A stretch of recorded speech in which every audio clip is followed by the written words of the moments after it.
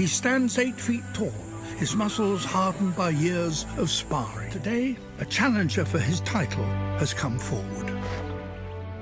Full-blown fights are so dangerous, they're not entered into lightly.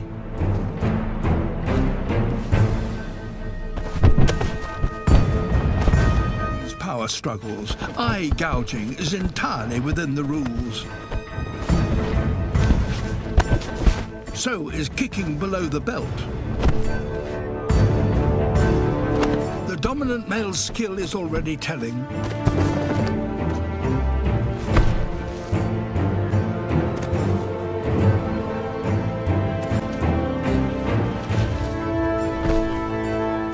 Suddenly,